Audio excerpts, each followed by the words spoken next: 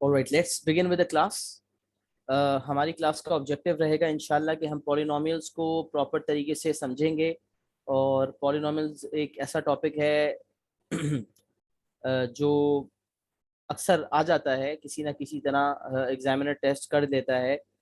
तो इसको अच्छी तरह समझेंगे, आसान एरिया है इंशाल्लाह। अगर समझ लेंगे एक दफ़ा तो फिर हमें कोई किसी भी किस्म का इंशाल्लाह इशू नहीं होगा।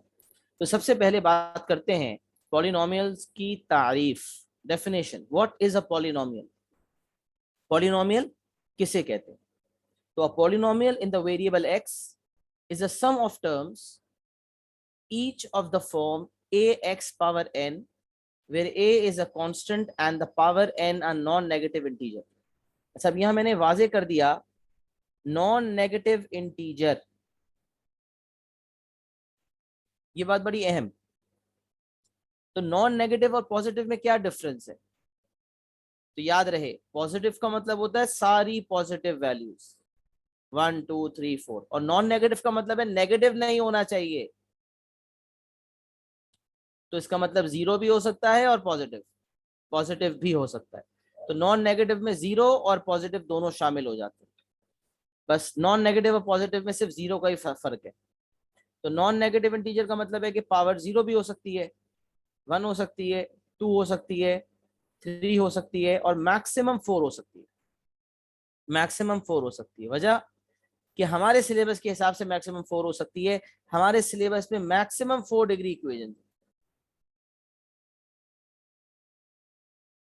मैक्सिमम 4 डिग्री इक्वेशन हमारा सिलेबस जो है वो टारगेट करता है। उससे ज्यादा हमें टारगेट करने की जरूरत नहीं है।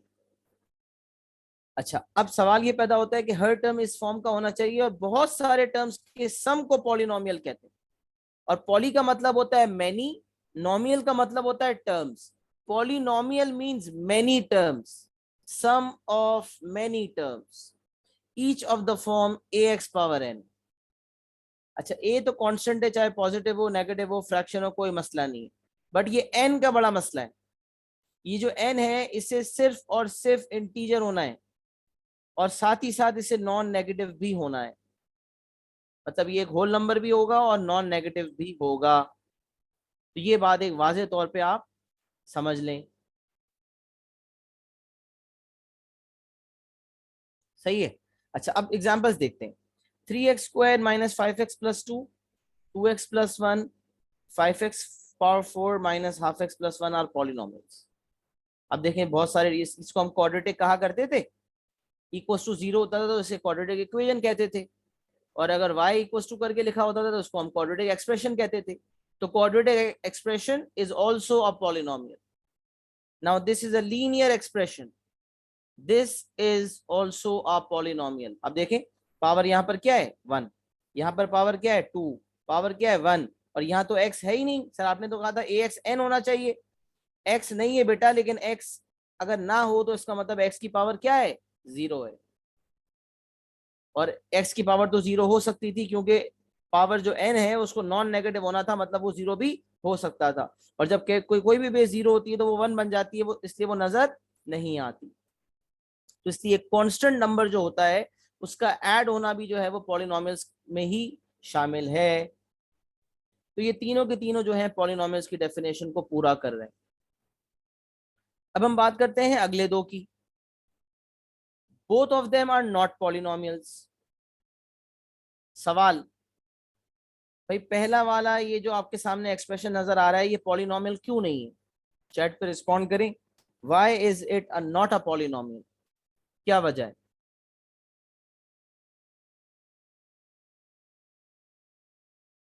थोड़ा सा रिस्पॉन्सिव रहें, जब पूछूंगा वहां चैट पे आप जरूर रिस्पॉन्ड करें, ताकि मुझे लगे कि आवाम सो नहीं रही है, जाग रही है।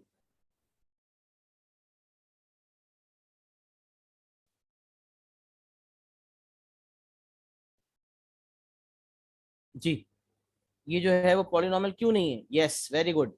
Because power is not an integer. Power जो है वो फ्रैक्शन है, एक जगह, ओनली वन टर्म।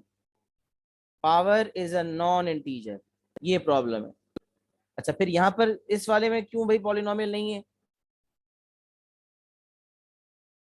यहाँ तो पावर इंटीजर भी है, यहाँ क्यों पॉलिनोमियल नहीं है? Very good. Because the power is negative, जबरदस्त, क्योंकि 1/x जो है इसका मतलब होता है x to the power of -1। हमेशा वेरिएबल को ऊपर लाकर चेक करते हैं। कोई बोले सर इसकी पावर तो नीचे की तरफ पॉजिटिव ही है, तो हमें ऊपर लाकर चेक करना है, क्योंकि ये ऊपर आने के बाद x पावर -1 बन जाता है, लिहाजा ये नेगेटिव इंटीजर बन जाता है, इसलिए ये पॉलिनोमियल नहीं। छोटी छोटी चीजों से आगाज करना अच्छा लगता है ताकि तमाम बच्चे एक पेस पर रहते हुए चलें। फिर एक नोट आपके सामने मौजूद है जो कहता है degree of a polynomial in x is the highest power of x। किसी भी पॉलिनोमियल की डिग्री जो है वो हाईएस्ट पावर ऑफ x होती है। इसका मतलब अगर इस पॉलिनोमियल को देखा जाए तो इसमें हाईएस्ट पावर ऑफ x है 2, तो we will say this is a 2 degree polynomial. इसकी बात की जाए this is a 1 degree polynomial. इस वाले की बात की जाए this is a 4 degree polynomial. तो किसी भी पॉलिनोमियल में x की जो हाईएस्ट पावर हमें नजर आ रही है वही उस पॉलिनोमियल की डिग्री होती है। तो कभी कोई किसी पॉलिनोमियल की डिग्री पूछे तो आप उस पॉलिनोमियल की हाईएस्ट पावर को देख लें, और हाईएस्ट पावर को देखने के बाद फैसला कर लें कि इसमें सबसे हाईएस्ट पावर जो है वही उस पॉलिनोमियल की डिग्री है। ये एक और बात थी जो मेंशन करना जरूरी थी। अब एक सिंपल सी मिसाल से एक आइडेंटिटी समझानी है ताकि बात कुछ समझ आ जाए, और वो सिंपल सी मिसाल है सिंपल डिवीजन 11/2। क्योंकि अभी हमें डिवीजन ऑफ पॉलिनोमियल सीखनी है, तो डिवीजन ऑफ पॉलिनोमियल सीखने से पहले हम एक सिंपल डिवीजन से आगाज करते हैं। तो अगर हम सिंपल डिवीजन में 11/2 अगर करते हैं तो डिवाइड करने का तरीका तो हम बचपन से जानते हैं, 11 और यहाँ पर 2। अब आपने कहा 2 5 ज़ा 10 और 1 आपका रिमाइंडर बच गया। अब हम सब जानते हैं कि ये जो 1 है इसको हम अपनी जबान में रिमाइंडर ही कहते हैं, ये हमारी आदत होती है और हम जानते हैं कि ये रिमाइंडर है। बट बाकी सबके नाम हम यूजुअली यूज नहीं करते, इसलिए हमारे जहनों से भी निकल जाता है। तो आज हम इस चीज को समझते हैं कि ये वाला जो नंबर है जो डिवाइड हो रहा है, मतलब 11 को डिवाइड करना है 2 से, तो जो डिवाइड हो रहा है उसे कहते हैं डिविडेंड, और जो नंबर डिवाइड कर रहा है, जिस नंबर को डिवाइड कर रहे हैं वो डिविडेंड। जिस नंबर से डिवीजन हो रही है वो कहलाता है डिवाइजर, और जो ऊपर नंबर नजर आ रहा है जो होल नंबर होता है उसे कहते हैं कोशंट, और जो एंड में बच जाता है उसे कहते हैं रिमाइंडर। तो ये 4 टर्म्स आपके जहन में होने चाहिए, dividend, divisor, quotient and remainder. हम जब इसको लिखते हैं तो हम मिक्स में इस तरह से लिखते हैं 5 होल 1/2 मिक्स नंबर्स में। ये है कोशंट, ये है रिमाइंडर, और ये है डिवाइजर, और ये बराबर होता है, नहीं, बस ये 3 चीजें आ गई, और जिस चीज को डिवाइड किया जा रहा है वो डिविडेंड। ये 4 चीजें आपके जहन में अच्छी तरह से होनी चाहिए। अच्छा, अब अभी तो खाली नंबर्स में डील कर रहे हैं, तो मैं लिख के बता दिया कि देखिए डिविडेंड जो है वो बराबर है, यहाँ वैसे यहाँ आना चाहिए equals to, dividend is equals to divisor into quotient plus remainder. क्योंकि ये सिंपल नंबर्स की बात हो रही है तो ये एक फैक्ट आ गया कि जब डिविडेंड लेंगे, जब डिवाइजर और क्वोशंट को मल्टीप्लाई करके उसमें रिमाइंडर को ऐड करेंगे तो डिविडेंड के बराबर आंसर आ जाएगा। तो यहां से एक ऐसा रिलेशनशिप आइडेंटिफाई हुआ जो कि अब हमें पॉलिनोमियल्स में बहुत ज्यादा काम आना है, और इसकी मदद से बहुत सारे काम बनेंगे इंशाल्लाह। तो वो चीज जो इस पूरे टॉपिक की जान है, जो इस टॉपिक में मुसलसल इस्तेमाल होनी है, क्यों ना उसको पहले ही समझ लिया जाए और याद कर लिया जाए। तो समझ तो हमने एक छोटे से एग्जाम्पल से लिया कि ये बात बिल्कुल दुरुस्त है। अब यहाँ इक्वल्स टू इसलिए था क्योंकि वेरिएबल्स तो इन्वॉल्व थे नहीं, सिर्फ एक नंबर्स थे। तो अब याद रखें कि ये आइडेंटिटी है। जब एक पॉलिनोमियल्स की डिवीजन करते हैं तो हमेशा याद रखें कि dividend is identical to divisor into quotient plus remainder. ये एक ऐसा फैक्ट है जो इंशाल्लाह आप आगे इस्तेमाल करेंगे, इसको बस याद कर लें। Dividend is identical to divisor into quotient plus remainder. एक दफा ये आइडेंटिटी आपने याद कर ली तो अब हम बढ़ते हैं आगे की तरफ। जी बिल्कुल, यहाँ एक और बात समझाना मैं मुनासिब समझूंगा, तो वो जरा गौर से सुनेंगे तो इंशाल्लाह आपको समझ आएगा। एक होता है इक्वेशन और एक होती है आइडेंटिटी। अभी हमने जो यहाँ पर याद की ये है आइडेंटिटी। इक्वेशन और आइडेंटिटी में क्या डिफरेंस है? देखिए छोटी छोटी चीजें हैं, बाज़ औक़ात ये छोटी छोटी चीजें जो हैं वो आपके कॉन्सेप्ट को क्लियर कर देती हैं। और मेरी हमेशा से कोशिश है कि बच्चों का A to Z कॉन्सेप्ट बिल्कुल परफेक्टली क्लियर हो। कतरा कतरा दरिया बनता है, तो छोटी छोटी चीजें भी बाज़ औक़ात जो है वो मुश्किल क्रिएट कर देती हैं। तो क्यों ना वो नॉलेज का पार्ट हो। और सिर्फ नॉलेज नॉलेज बड़ी इंपॉर्टेंट चीज इसलिए भी है कि कोई आपसे जब सवाल करे तो आपके पास जवाब उसका मौजूद हो और वो कह सके कि वाकई आपने ए लेवल मैथ सही तरीके से पढ़ा है। तो इक्वेशन वर्सेस आइडेंटिटी, याद रखें equation is true for specific values of the given variable. Example, solving of simultaneous equations. An identity is true for all values of the given variable. अच्छा sir, आपने डेफिनेशन तो बड़ी अच्छी से बता दी, अब समझा भी दें तो बेटा सुनिए। अब आपकी मिसाल, आपके पास एक कर्व है और आपके पास एक स्ट्रेट लाइन है और एग्जामिनर आपसे कहने लगा कि solve the two equation simultaneously, दो इक्वेशंस को साइमल्टेनियसली सॉल्व करें। तो आप क्या करते हैं? आप कर्व की इक्वेशन को और लाइन की इक्वेशन को इक्वेट कर देते हैं। अच्छा, एक तो ये कह सकता है कि साइमल्टेनियस सॉल्व करें और ये भी कह सकता है find the points of intersection of the line and the curve. Line meets the curve at 2 points A and B. Find the coordinates of A and B. So we all know that whenever we have to find the point of intersection, we solve the two equations simultaneously. तो जब हमने curve की equation को और line की equation को simultaneous solve किया तो हमने इसको इक्वेट किया। इक्वेट करने पर हमारे सामने आ गया इक्वेशन। अब हम एक तरफ लाएंगे तो एक क्वाड्रेटिक इक्वेशन बन जाएगा और सॉल्व होके आंसर आ जाएगा। लेकिन अभी मैं बताना ये चाह रहा हूं कि इस स्टेज पे अगर आप इस इक्वेशन को देखें तो इस इक्वेशन की दो साइड्स हैं, एक है लेफ्ट हैंड साइड और एक है राइट हैंड साइड। अब अगर मैं आपसे सवाल पूछूं, क्या x की कोई भी वैल्यू लेफ्ट हैंड साइड पर डाली जाए और राइट हैंड साइड पर डाली जाए तो क्या दोनों साइड्स का आंसर बराबर आएगा? तो बच्चा बच्चा कहेगा नहीं सर, ये कर्व की वैल्यू और लाइन की वैल्यू कोई हर x की वैल्यू पे थोड़ी बराबर है।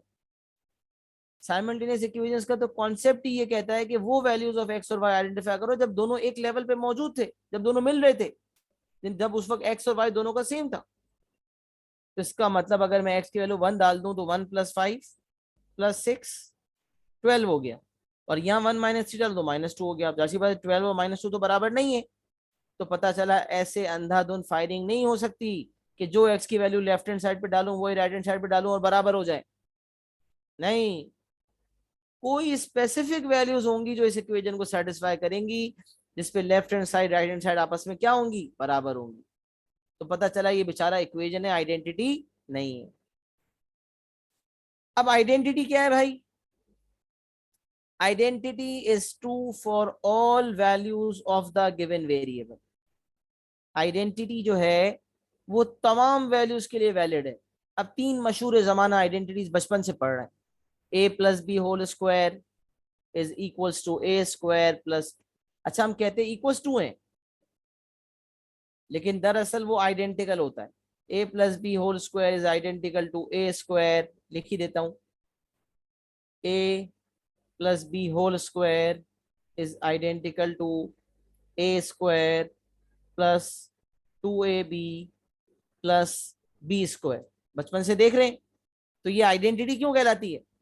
क्योंकि लेफ्ट हैंड साइड में वैल्यू डाली जाए या राइट हैंड साइड पर डाली जाए, एक्स की वैल्यू कोई भी डाली जाए, दोनों साइड्स हमेशा बराबर होंगी। आइए देखते हैं। आपने कहा सर एक काम करते हैं, 1 डालते हैं, मेरा दिल जा रहा है 1 डालूं, कोई बात नहीं, 1 + 2 का होल स्क्वायर, देखें 1 स्क्वायर प्लस 4 × 1 प्लस 4, 3 का स्क्वायर 9, 4 + 4 + 1 9, आगे बराबर। अब आप कोई और डाल के देखें। सर मुझे तो 0 डालने का शौक है, 0 + 2 स्क्वायर 4, 0 0 एंड 4, दोनों साइड क्या हो गई बराबर। 100 डाल दें, 200 डाल दें, 100,000 डाल दें, दोनों साइड हमेशा बराबर होंगी। क्यों? क्योंकि ये आइडेंटिकल है।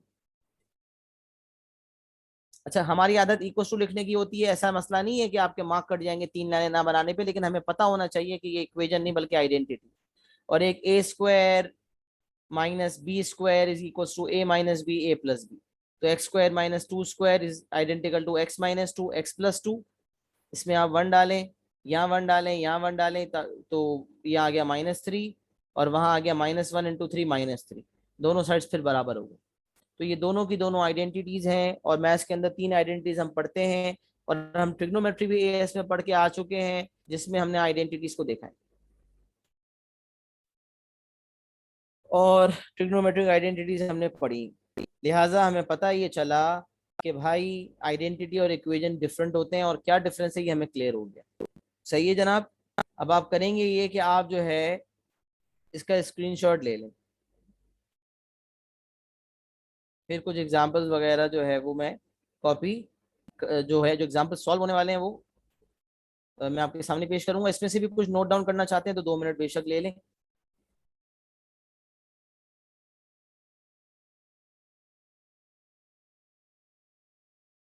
यहाँ तक मेरे हिसाब से हर चीज क्लियर है, किसी को फिर भी कोई डाउट हो तो पूछ सकता है। यहाँ तक कोई बहुत मेजर चीज नहीं पड़ी, सिर्फ एक आइडेंटिटी का आपको बताया जो अब इस्तेमाल होने वाली चीज है, बाकी सारी बेसिक्स थी। और छोटी मोटी इंफॉर्मेशन ऐसी चीजें बताई जो शायद आपकी नॉलेज बेस में कुछ इजाफा कर दें या कुछ आगे आपकी मदद कर दें। सही है जी, आगे बढ़ते हैं। अब देखिएगा, there are 3 methods to divide a given polynomial and obtain the quotient and remainder।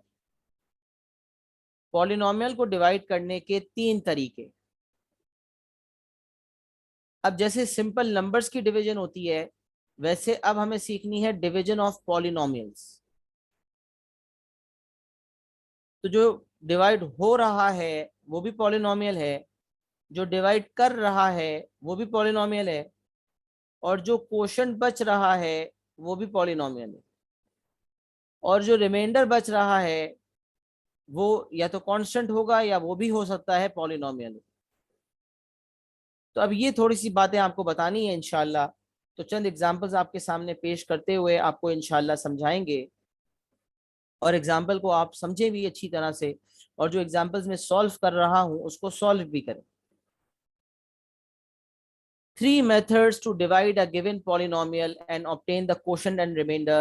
तो एग्जामिनर आपको पॉलिनोमियल देगा जिसे डिवाइड करना है, और आपको पॉलिनोमियल देगा जिससे डिवाइड करना है।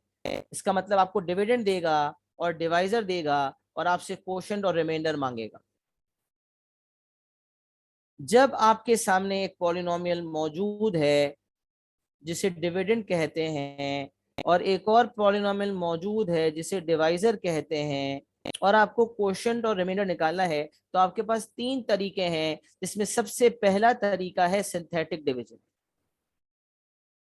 लेकिन सिंथेटिक डिवीजन का मसला ये है कि सिंथेटिक डिवीजन हमेशा वैलिड नहीं है। This is only valid when the divisor is linear. ये बात तो बहुत 100% है कि divisor must be linear.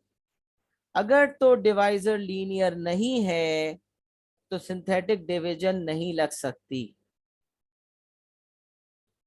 Sir जब ये चीज हमेशा वैलिड है ही नहीं तो आप सिखा क्यों रहे हैं? ऐसा कोई मेथड सिखाएं जो हमेशा वैलिड हो। तो जवाब में कहते हैं सर, मेथड तो और भी मौजूद हैं और आपको सिखाई भी जाएंगे, लेकिन ये मेथड बहुत क्विक है और एट टाइम्स आपको बहुत फायदा पहुंचाएगा, बहुत जल्दी आपका काम बना देगा और आपका प्रेशियस टाइम सेव कर देगा। इसलिए आपको ये वाला मेथड भी सिखाया जाएगा। अब एक बात तो तय हो गई, डिवाइजर लीनियर होगा तो ये लग सकता है वरना नहीं लग सकता, वरना ये इस्तेमाल नहीं हो सकता। अब एक बात और लिखी है, उसकी फॉर्म x प्लस ए एक्स माइनस ए होनी चाहिए, मतलब power and coefficient of x must be 1।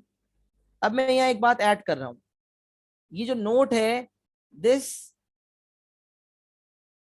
Is essential for a perfect answer. अब अगर अगर लेट सपोज कोएफिशिएंट 1 नहीं है, अगर मैं कहूं कोएफिशिएंट ऑफ x 2 है, तो फिर उस केस में आपको क्वोशंट जो आपका आएगा उसके तमाम कोएफिशिएंट्स को डिवाइड बाय 2 करना पड़ेगा। Divide coefficients of quotient by 2।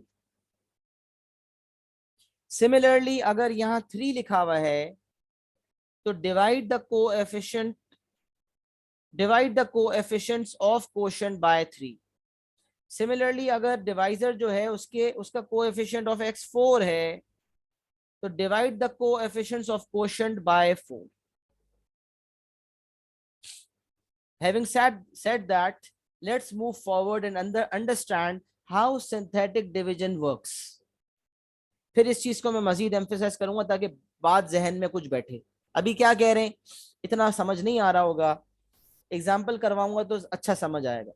तो पहले ये समझ लेते हैं कि ये सिंथेटिक डिवीजन इस्तेमाल कैसे होती है। How does synthetic division works. सबसे पहले ये जरूरी है समझना कि सिंथेटिक डिवीजन का इस्तेमाल कैसे होता है। तो आइए ये सीखते हैं। सबसे पहली चीज, जब आप सिंथेटिक डिवीजन कर रहे हैं तो डिवाइजर को इक्वेट टू 0 करके जो नंबर आएगा उसे बाहर लिख देंगे। तो डिवाइजर आपका है x प्लस 2, आपने इसे इक्वेट टू 0 किया, एक आपने बॉक्स टाइप चीज बनाई और x इक्वल टू -2 आया।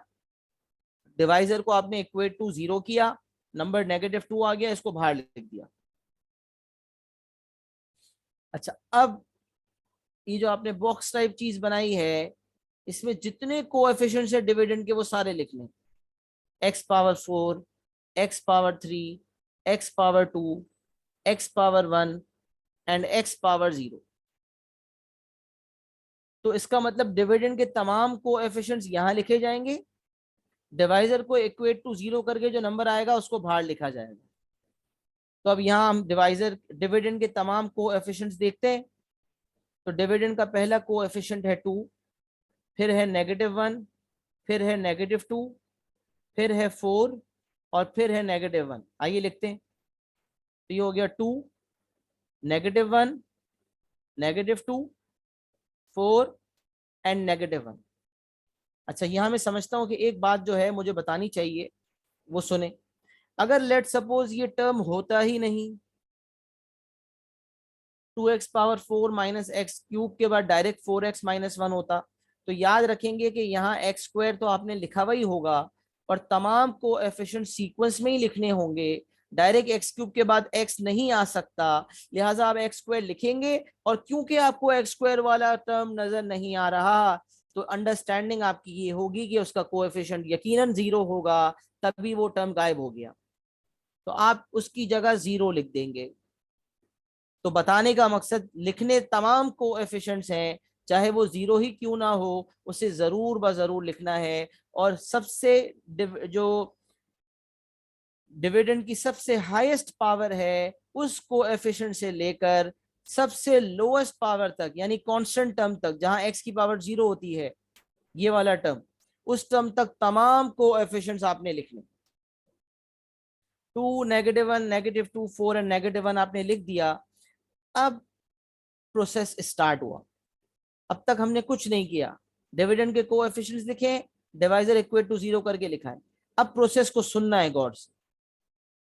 जो नंबर यहां आया, जो पहला कोएफिशिएंट है, उसे एज इट इज नीचे कॉपी कर दें।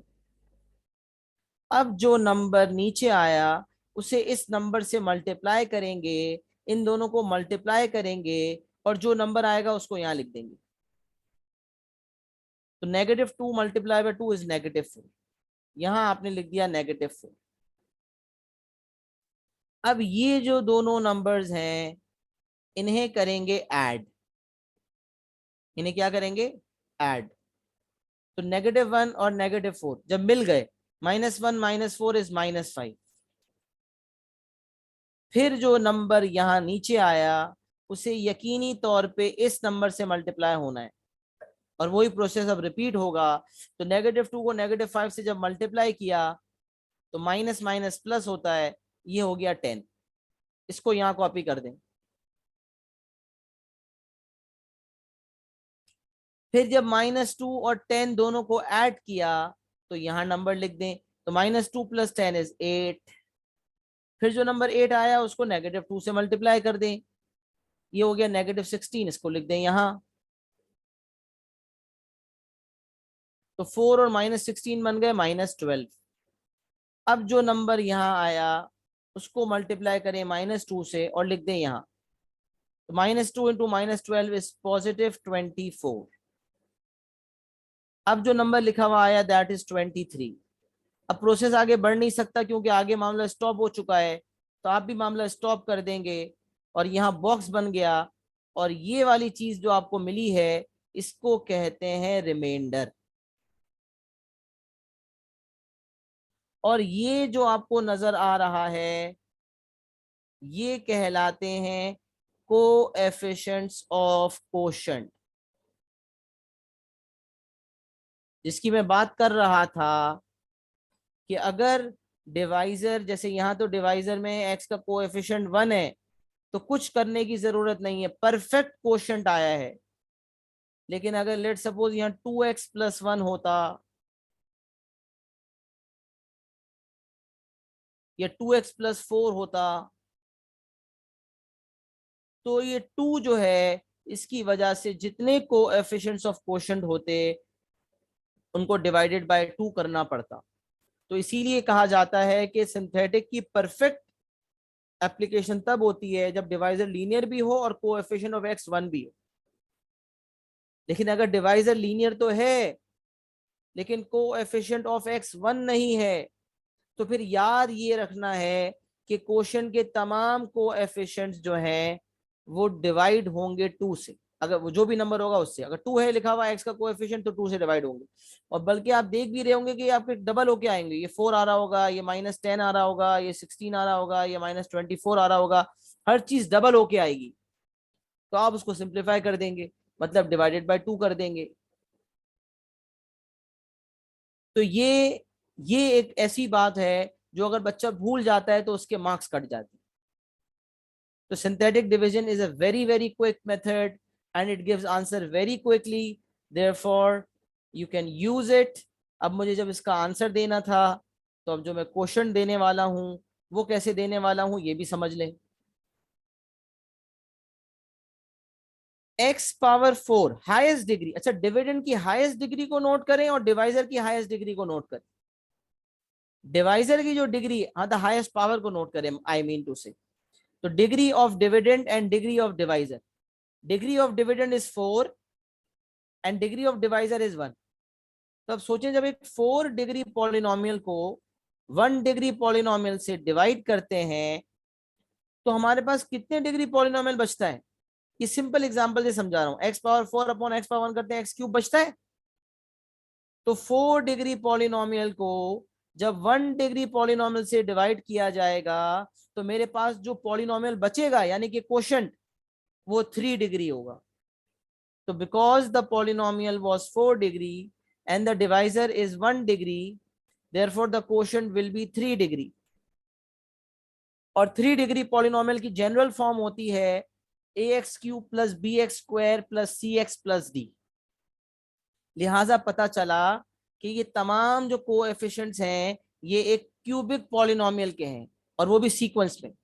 मतलब क्यूब वाले टर्म का एक्स क्यूब का कोएफिशिएंट ये है, एक्स स्क्वायर का कोएफिशिएंट ये है, एक्स का कोएफिशिएंट ये है, और एक्स पावर 0 का यानी कि कांस्टेंट टर्म ये है। तो अब मैं क्वेश्चन के कोएफिशिएंट्स की बेसिस पर क्वेश्चन लिख रहा हूं। 2x cube minus 5x square plus 8x minus 12।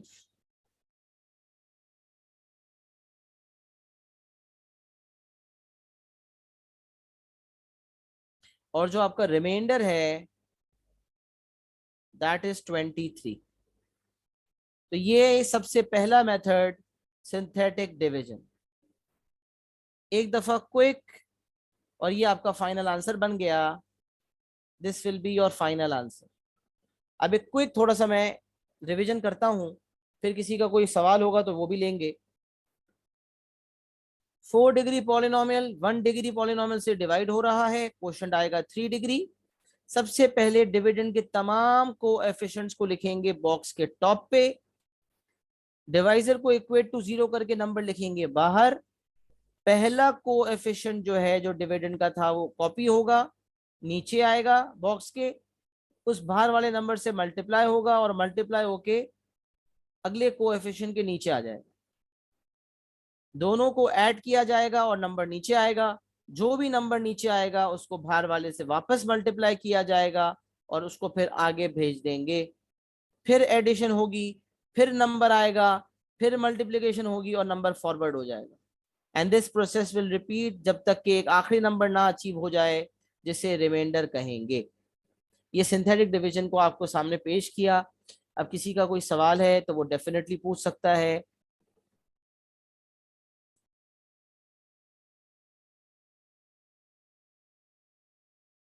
और अगर समझ आ गया है तो लिख दें सर वी आर क्लियर, अल्हम्दुलिल्लाह।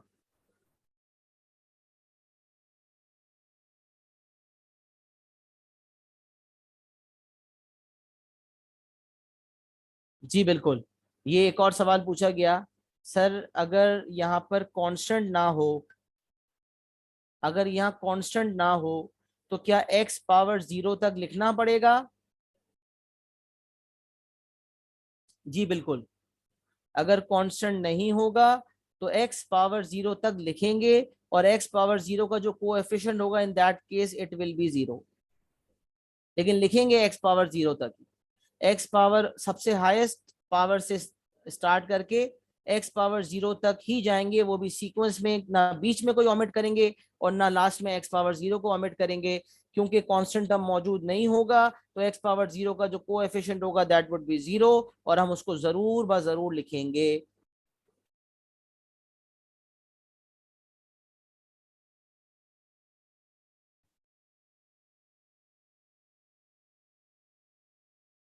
सही है बेटा, बाकी सब भी फीडबैक दे दें। Is it clear to everyone? Copy भी कर लिया आप लोगों ने?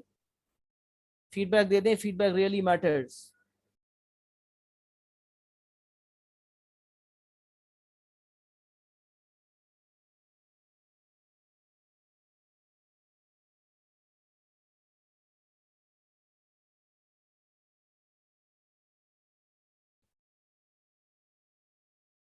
All right, thank you. All right, let's move forward towards the next method, and that is method number 2, long division. Long division is one of the methods which is always applicable. Long division वो method है जो हमेशा valid है। और एक बात लिखी हुई है, mostly use when a polynomial of degree not exceeding 4। ये चीज सिलेबस में लाइन लिखी हुई है, कैम्ब्रिज के सिलेबस में, P3 के सिलेबस में ये लाइन लिखी हुई है कि mostly used when a polynomial of degree not exceeding 4। इससे पता चलता है कि हमारे सिलेबस में मैक्सिमम 4 डिग्री इक्वेशन है, इससे ज्यादा नहीं है, जो मैं पहले ही बता चुका। Polynomial of degree not exceeding 4 is divided by a quadratic polynomial and the quotient and remainder which may be 0 are to be identified. अगर रिमाइंडर 0 आ जाए, लिखा हुआ है कि रिमाइंडर 0 हो सकता है, तो एक बात जो मेंशन कर रहा हूं, इफ द रिमाइंडर इज 0, ये बात आगे भी आएगी इंशाल्लाह। अगर रिमाइंडर 0 हो जाए तो इसका मतलब जो आपका डिवाइजर है ना, वो कोई नॉर्मल डिवाइजर नहीं है, बल्कि वो तो फैक्टर है। अगर कभी रिमाइंडर डिवाइड करने के बाद 0 आ जाए ना, तो समझ लेना कि वो जो डिवाइजर है ना, वो कोई नॉर्मल डिवाइजर नहीं है, बल्कि वो तो फैक्टर है। सही है जी। अच्छा जी, तो पता चला कि जब ये क्वाड्रेटिक पॉलिनोमियल होता है और divisor is a quadratic polynomial, तो फिर तो ये इस्तेमाल ज्यादातर तभी होता है, लेकिन है हमेशा एप्लीकेबल। तो हम इसको लीनियर पे अप्लाई करके देखते हैं, प्रोसेस हमें समझ आ जाएगा तो क्वाड्रेटिक भी होगा तो भी टेंशन नहीं है। आगे कुछ मिसाल आएंगी उसमें क्वाड्रेटिक पॉलिनोमियल भी होगा इंशाल्लाह। तो सबसे पहले जब आपको लॉन्ग डिवीजन परफॉर्म करनी है, तो आप सबसे पहले जैसे डिवीजन का साइन बनाते हैं वैसे आप साइन बना लें। जो डिविडेंड है उसको पूरे को एज इट इज अंदर लिखेंगे, 2x⁴ minus x³ minus 2x² plus 4x−1। 2x⁴ minus x³ minus 2x² plus 4x−1, और जो डिवाइजर है विच इज x+2, वो बाहर आ जाएगा। अब एक लाइन जो मैं आपको लिखवा रहा हूं, ये आपको लॉन्ग डिवीजन इंशाअल्लाह कभी भूलने नहीं देगी, और वो लाइन है डिवाइड फर्स्ट बाय फर्स्ट। ये एक ऐसी लाइन है इंशाल्लाह कि अगर आपके ये जहन में बैठ गई और आपको बात समझ आ गई, तो इंशाल्लाह लॉन्ग डिवीजन का प्रोसेस आप नहीं भूलेंगे। तो आइए इसको अप्लाई करते हैं। डिवाइड फर्स्ट बाय फर्स्ट मतलब क्या है? Divide the first term of the dividend by the first term of the divisor. Dividend के फर्स्ट टर्म को डिवाइजर के फर्स्ट टर्म से डिवाइड करना है। तो यहां पर 2x⁴ डिवाइडेड बाय x। जब डिवाइड किया तो क्या हासिल हुआ? 2x³ हासिल हो गया। ये 2x³ जो है वो आपने ऊपर नोट कर लिया। डिविडेंड के फर्स्ट टर्म से डिवाइजर के फर्स्ट टर्म को डिवाइड करेंगे, तो जो आएगा उसको टॉप पे लिख देंगे। क्वेश्चन का पहला टर्म आ गया हमारे पास। अब जो क्वेश्चन का टर्म आया है उसे डिवाइजर के दोनों टर्म से मल्टीप्लाई करेंगे। उसको डिवाइजर के दोनों टर्म से मल्टीप्लाई करेंगे, मतलब 2x³ को x से भी मल्टीप्लाई करेंगे और +2 से भी मल्टीप्लाई करेंगे। तो आइए करते हैं। x multiply by 2x³। पहले x को 2x³ से मल्टीप्लाई किया तो 2x⁴ ही आएगा, जाहिर सी बात है, क्योंकि 2x⁴ से x को डिवाइड किया था तभी तो ये टर्म आया था। और फिर जब +2 को 2x³ से मल्टीप्लाई किया तो आ गया 4x³ प्लस 4x³ आया। अब सुने, जो मल्टीप्लाई करने के बाद डिवाइजर के तमाम टर्म्स को क्वोशंट के उस टर्म से मल्टीप्लाई करने के बाद जितने टर्म्स आए हैं उसको ओरिजिनल पॉलिनोमियल यानी कि डिविडेंड से माइनस करना है, यानी कि इसमें से इस नीचे वाले को माइनस करना है। तो जब माइनस करेंगे तो ये जो साइंस हैं ये बदल जाएंगी, ये प्लस तब्दील हो जाएगा माइनस में, और ये जो प्लस है ये भी तब्दील हो जाएगा माइनस में। और ये वाला जो पहला वाला टर्म है ये कट जाएगा, तभी तो सिंप्लीफिकेशन होगी और मामला रुकेगा। फिर हम बनाएंगे एक लाइन। अब -x³ और -4x³ ये नेट ऑफ होके क्या बन जाएंगे, -5x³। तो -x³ एंड -4x³ मिला के क्या बन गए, -5x³। और फिर जो बाकी टर्म्स हैं जिसको अब तक हमने छेड़ा ही नहीं, वो एज इट इज नीचे कॉपी हो जाएंगे। तो अब मैं कॉपी कर रहा हूं, -2x² + 4x -1। मैं रिपीट कर देता हूं यहां तक ताकि आपके जहन से बात निकले ना।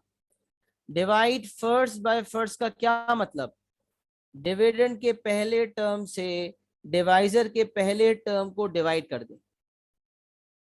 डिवाइड करके जो आएगा वो क्वोशंट का पहला टर्म होगा। क्वोशंट के टर्म को डिवाइजर के हर टर्म से मल्टीप्लाई करना है और मल्टीप्लाई करके नीचे लिख देना है।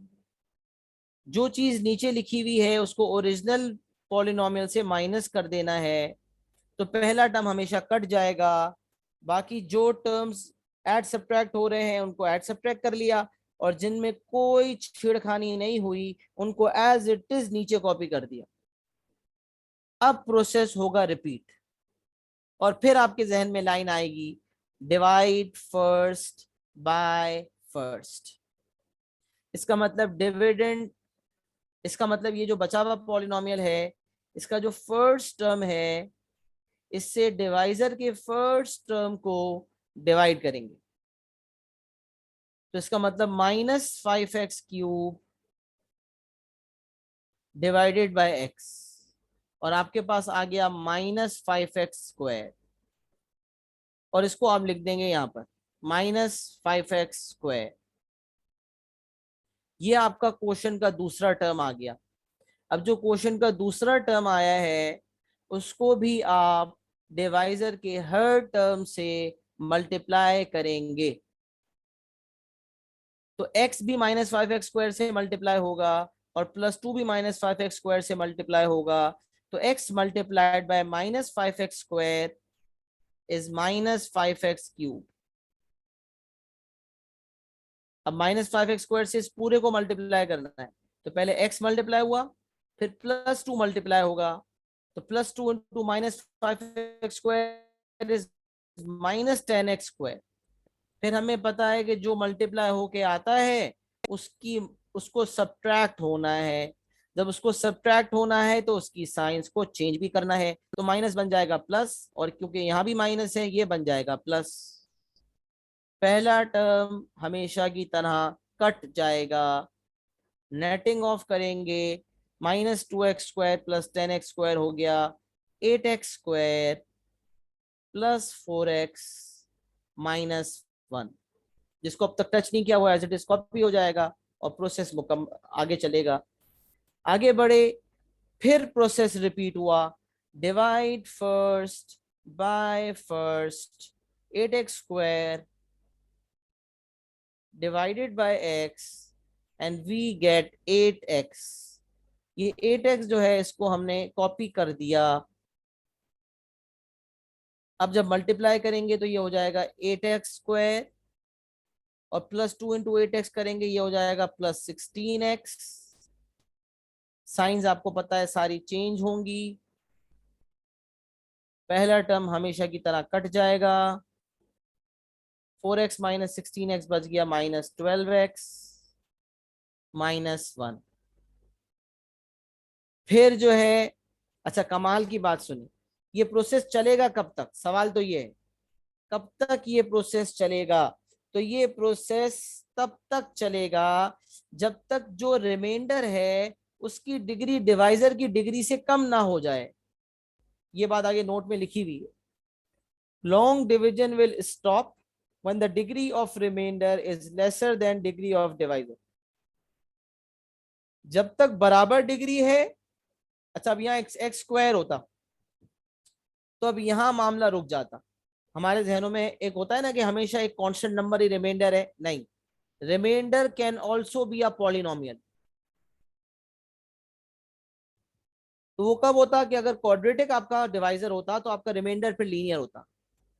तो लॉन्ग डिवीजन का प्रोसेस तब रुक जाता है जब रिमाइंडर की डिग्री डिवाइजर की डिग्री से कम हो जाए, वरना प्रोसेस चलेगा। क्योंकि जब डिग्री कम हो जाएगी रिमाइंडर की और फिर डिवाइड फर्स्ट बाय फर्स्ट करेंगे ना, तो क्वोशिएंट का जो टर्म आएगा ना वो फिर पॉलिनोमियल की डेफिनेशन की खिलाफ वर्जी करेगा। तो फिर क्वोशिएंट एक पॉलिनोमियल नहीं रहेगा और मामला गड़बड़ हो जाएगा। लिहाजा उस पॉइंट पे हमारे लिए प्रोसेस को रोकना बिल्कुल जरूरी है। और इसीलिए अभी तो फिल वक्त प्रोसेस चलेगा, -12x upon x, divide first by first, divide किया -12 आ गया। अब जो -12 आया उसको क्वोशिएंट का टर्म बना दिया जो कि आखिरी टर्म होगा। क्वोशिएंट के इस टर्म को डिवाइजर के हर टर्म से मल्टीप्लाई करेंगे, तो -12x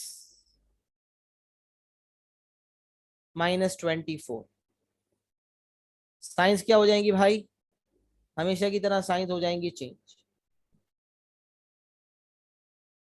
पहला टर्म कट जाएगा, -1 + 24 = 23, और ये आपका बच गया रिमाइंडर।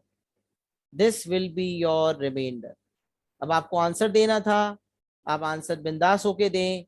जो ऊपर आया वो आपका क्वोशिएंट, तो quotient is equals to 2x³ -5x² +8x -12,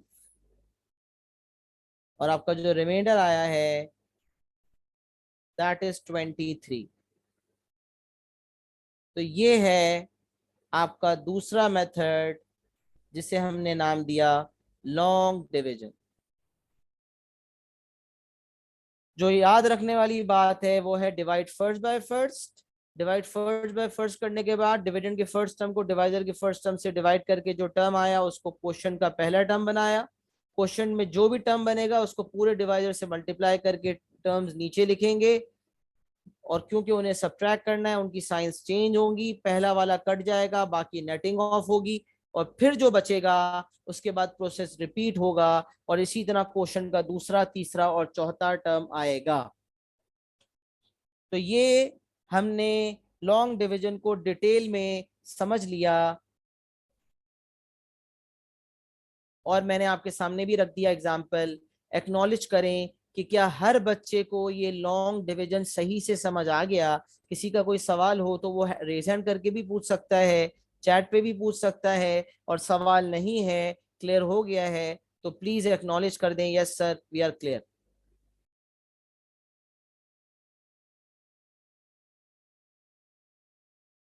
long division 4 degree polynomial से ज्यादा पर भी एप्लीकेबल होगी, लेकिन हमारे सिलेबस में क्योंकि लॉन्ग डिवीजन नहीं, हमारे सिलेबस में क्योंकि पॉलिनोमियल की डिग्री 4 से ज्यादा नहीं हो सकती, इसीलिए यहाँ पर लिखा हुआ है, सिलेबस में लिखा हुआ है, सिलेबस ने लिखा है mostly used in a polynomial of degree not exceeding 4 is divided bye a quadratic polynomial. तो ये सिलेबस की लाइन है, इसीलिए सिलेबस ने अपनी बाउंड्रीज में बात की है। डिग्री इससे ज्यादा भी होती तो भी काम हो जाता, लेकिन हमारे सिलेबस में मैक्सिमम 4 डिग्री है, इसीलिए आपको 4 डिग्री ही मैक्सिमम टेस्ट होगा।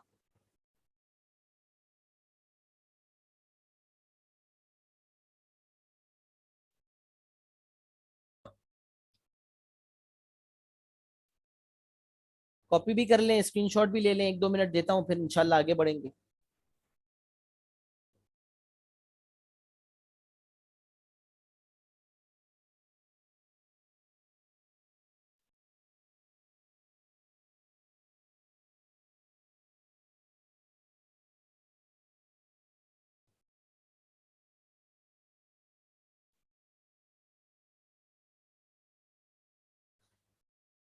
लॉन्ग डिवीजन बात रही अच्छे होने की, तो सिंथेटिक डिवीजन की एप्लीकेबिलिटी मैंने आपको बताई थी, वो सिर्फ तब होती है जब डिवाइजर लीनियर हो।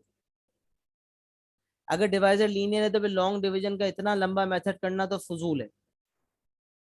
अभी मैं आपको एक सिंपल एग्जांपल से और एक सिंगल एग्जांपल से सारे मेथड्स करवा रहा हूं, ताकि आप आंसर्स भी देखें हर मेथड से सेम आ रहे हैं। लेकिन वैसे अगर लेकिन अगर वैसे लीनियर डिवाइजर होगा तो आप फिर सिंथेटिक को प्रेफर करेंगे, क्योंकि इतने लंबे मेथड में बहुत टाइम और बहुत ख्वारी वाली बात है। इसीलिए बेहतर यह है कि आप जो है वो लीनियर डिवाइजर में सिंथेटिक यूज करें, और नॉन लीनियर में या तो लॉन्ग डिवीजन या मेथड नंबर 3 जो हम सीखने जा रहे हैं, विच इज कंपेयरिंग कोएफिशिएंट, जो आपने एएस में भी अक्सर बच्चे कंप्लीटिंग द स्क्वायर मेथड वाली जो कन्वर्जन है, कंप्लीटेड स्क्वायर फॉर्म में जो करने वाली बात है, उसको कंपेयरिंग से ही करते हैं। तो इंशाल्लाह उसके सामने आपकी बात पेश करेंगे। सर ये नोट वाली बात एक दफा समझा दें तो सुने। नोट में मैंने ये बात कही थी कि बेटा देखें, आपके पास -12x-1 बचा था। अब आपके जहन में आया होगा कि सर हमें जाना कहाँ तक है। तो आपने देखा यार, डिवाइजर जो है ना, उसकी डिग्री 1 है, और जो इस वक्त आपके पास बचा हुआ है उसकी डिग्री भी 1 है। तो आपने कहा सर ने ये बताया था कि जो रिमाइंडर है उसकी डिग्री जो है डिवाइजर की डिग्री से एक कम होनी चाहिए। तो अभी तो इनकी डिग्री बराबर है, तो इसका मतलब अभी प्रोसेस चलेगा। और चलते चलते जब एंड में पहुंचे तो अब ये जो हमारे पास रिमाइंडर बचा इसकी डिग्री क्या है, 0, और डिवाइजर की डिग्री क्या है, 1। तो अब इससे आगे मामला चाहे भी तो नहीं बढ़ सकता। अब करके देखिए, डिवाइड फर्स्ट बाय फर्स्ट। तो 23 डिवाइडेड बाय एक्स करेंगे ना, तो 23x⁻−1 हो जाएगा, जो कि क्वेश्चन के अंदर अगर आएगा तो इम्पॉसिबल बात हो जाएगी, क्योंकि ये तो पॉलिनोमियल की डेफिनेशन के खिलाफ है। तो प्रोसेस चलेगा कब तक, जब तक कि डिग्री जो है वो रिमाइंडर की एक कम नहीं हो जाती। तो अगर यहाँ स्क्वायर होता तो फिर हमें यहीं रुकना पड़ता, फिर हमारा रिमाइंडर अगर माइनस, वैसे तो कुछ और आता अगर एक्स स्क्वायर होता था, सारी चीजें हिल जाती। लेकिन मैं मिसाल दे रहा हूं, अगर एक्स स्क्वायर की बेसिस पर सब कुछ यही रहता, तो रिमाइंडर अगर -12x-1 बचा है तो एज इट इज रहेगा। रिमाइंडर का आंसर फिर आप -12x-1 दे देंगे, क्योंकि फिर इस केस में इसकी डिग्री होगी 1 और डिवाइजर की डिग्री होगी 2। तो क्योंकि रिमाइंडर की डिग्री 1 से कम हो चुकी, लिहाजा प्रोसेस रुक गया, आगे प्रोसेस बढ़ ही नहीं सकता। एग्जैक्टली तो अगर डिवाइजर की डिग्री 1 है तो रिमाइंडर की डिग्री 0 हो जानी चाहिए, और अगर डिवाइजर की 2 डिग्री होती तो रिमाइंडर की 1 डिग्री पे रुक जाता। और अगर तो ये क्यूबिक पॉलिनोमियल होता डिवाइजर, यानी कि 3 डिग्री होता, तो फिर हमें यहीं रुकना पड़ता, फिर यही हमारा रिमाइंडर बन जाता। तो remainder would have been 2 degree then. जी बेटा, बात समझ आ गई? ग्रेट। अच्छा वैसे मुझे किसी की शिकायत नहीं है आवाज़ ख़राब होने की, और मेरा यहाँ सब कुछ बड़ा फ्रेंडली भी चल रहा है, सब कुछ कोई अटक नहीं रहा। दिस मीन्स शायद जिसकी जिसकी आवाज़ ख़राब हो रही है उसके पार्ट पे नेट का इशू होगा। तो अगर मेरे पार्ट पे नेट का इशू नहीं है तो रिकॉर्डिंग हो रही है, आपसे इंशाल्लाह रिकॉर्डिंग भी शेयर कर देंगे। तो किसी को सुनना हो, किसी को रिवाइज करना हो तो वो देख सकता है। Moving on towards the next method, and a very very simple method. है लंबा, बाज होगा बहुत लंबा हो जाता है कंपेयरिंग, लेकिन है आसान। तो सबसे पहले एक बात यहां भी लिखी हुई है कि comparing coefficients is also always applicable. मैं आपको तीनों मेथड सिखाता हूं। सिंथेटिक की एप्लीकेबिलिटी जो है वो लिमिटेड है, लेकिन लॉन्ग एंड कंपेयरिंग हमेशा वैलिड है। कुछ बच्चों को लॉन्ग में बड़ा मजा आता है, कुछ हमेशा कंपेयरिंग करना चाहते हैं, कोई मसला नहीं है। दोनों में से कोई भी मेथड फॉलो किया जाए एज ऑलवेज एप्लीकेबल है दोनों के दोनों, कोई मसला नहीं है। हाँ, मेरा मकसद सिखाना होता है ताकि आपके कदमों में तमाम मेथड्स आ जाएं। अब तक कभी देखा तो नहीं गया कि उसने बोला हो using long division find the remainder and quotient, इस तरह का सवाल कभी हमने नहीं देखा। यू नेवर नो, फ्यूचर में आ जाए, लेकिन वैसे कभी आया नहीं है। तो बताने का मकसद, आपको आना चाहिए method.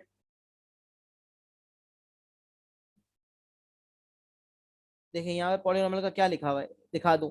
Dividing a polynomial of degree not exceeding 4 by a linear or quadratic and identify the quotient and remainder. यहाँ कहीं ये नहीं लिखा हुआ कि लॉन्ग डिवीजन या कंपेयरिंग से करना है, लेकिन डिवाइडिंग ऑफ पॉलिनोमियल की बात हो रही है, तो जितने मेथड्स डिवाइडिंग के हैं वो सब आपके कदमों में रखना जरूरी है. तो long division was one of the methods and I would expect कि आपको वो आता हो. अभी तो काफी लंबा इसलिए हो रहा है कि 4 डिग्री पॉलिनोमियल है और लीनियर से डिवाइड हो रहा है, तो बहुत लंबा चल रहा है. बाज औकात क्यूबिक है, लीनियर से डिवाइड हो गया, प्रोसेस जल्दी रुक जाएगा. लीनियर है, क्वाड्रेटिक से डिवाइड सॉरी क्यूबिक है, क्वाड्रेटिक से डिवाइड हो गया, प्रोसेस बहुत जल्दी रुक जाएगा. तो उस केस के अंदर लॉन्ग डिवीजन बहुत शॉर्ट भी होगी, आसान है बहुत. डिवाइड फर्स्ट बाय फर्स्ट ही तो याद रखना है, और क्या याद रखना है. अभी तो लंबा लग रहा था क्योंकि 4 डिग्री को 1 डिग्री से डिवाइड किया था, तो मामला काफी लंबा चला. 3 डिग्री को 2 डिग्री से डिवाइड करते तो मामला बड़ा क्विक होता. चलें आगे आते हैं. कंपेयरिंग वाला मेथड के लिए आपको मैं आइडेंटिटी पहले ही बता चुका. जब भी आपकी इंटेंशन है कि आप कंपेयरिंग कोएफिशिएंट्स वाला मेथड यूज करेंगे, तो सबसे पहला काम ये होगा कि आप भाई dividend is identical to divisor into quotient plus remainder वाली आइडेंटिटी को जहन में रखकर चलेंगे और उसको बेहतरी के लिए लिख देंगे. लिखने के कोई मार्क्स नहीं है आपके अपने लिए, या डायरेक्ट अप्लाई कर लें. तो अब जरा यहां भी कुछ बातें हैं जो मुझे समझानी है, तो बहुत गौर से सुने, बहुत गौर से सुने. हर बात जो मैं कह रहा हूं वो बहुत इंपॉर्टेंट है. और ये वो बातें हैं जिसमें बच्चों को गड़बड़, जिसमें बच्चे गड़बड़ करते हैं, जो कंफ्यूजन के शिकार होते हैं बच्चे. वो कंफ्यूजन को मैं चाहता हूं कि मैं केटर कर दूं पहले से ही, ताकि आप उस कंफ्यूजन का शिकार ना बने, ताकि मेरा हर बच्चा जब सवाल कर रहा हो तो उसके दिमाग में एक क्लैरिटी हो कि हर एक चीज जो सर बता रहे हैं वो जहन में बैठ जाएगी अगर, तो इंशाल्लाह आपको कभी सवाल में मसला नहीं होगा. मेरी कोशिश ये होती है कि मैं आपको एग्जाम से रिलेटेड हर चीज बता दूं. तो मेथड नंबर 3 है कंपेयरिंग कोएफिशिएंट्स. ये मेथड हमेशा एप्लीकेबल है. This method is always applicable. Polynomial को जब डिवाइड कर रहे हैं डिवाइजर से और क्वोशंट और रिमाइंडर निकालना है कंपेयरिंग कोएफिशिएंट मेथड के थ्रू, तो आइडेंटिटी को जहन में रखना जरूरी. Dividend is identical to divisor into quotient plus remainder. अब डिविडेंड आपके सामने मौजूद है, एज इट इज कॉपी कर दें. अच्छा, डिवाइजर आपके सामने मौजूद, कॉपी कर दें. अब क्वोशंट की जगह आखिर क्या लिखा जाए और रिमाइंडर की जगह आखिर क्या लिखा जाए, तो इसको सुने, जरा गौर से सुने. अगर डिविडेंड 4 डिग्री है, डिवाइजर 1 डिग्री है, तो क्वोशंट कितने डिग्री होना चाहिए. तो आप सोचो ना, x को x क्यूब से मल्टीप्लाई करूंगा तो x पावर 4 आएगा ना.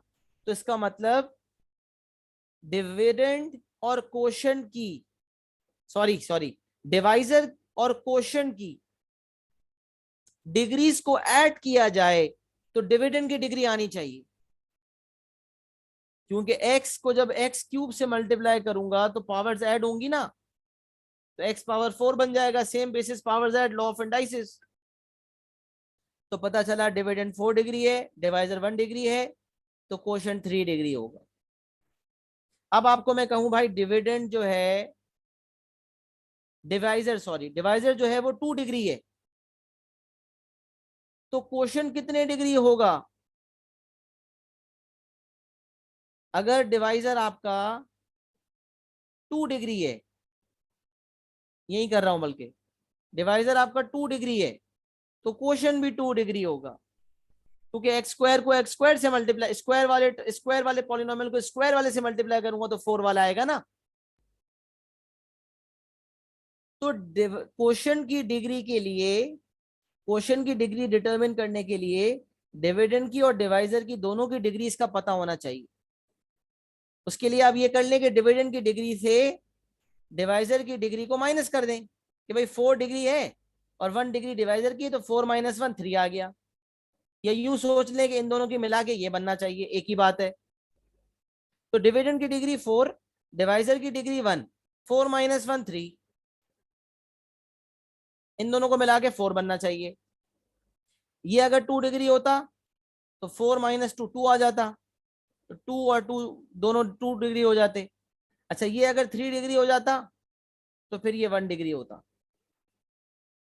तो पता चला क्वेश्चन की जनरल फॉर्म लिखने से पहले ये जरूरी है कि आइडेंटिफाई करें, आइडेंटिफाई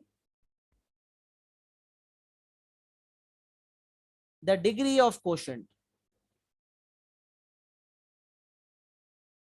क्वेश्चन की डिग्री को आइडेंटिफाई करें। पहली चीज ये इंपॉर्टेंट है, इसमें भी बच्चे कुछ कंफ्यूज रहते हैं। और दूसरी चीज, identify the degree of reminder.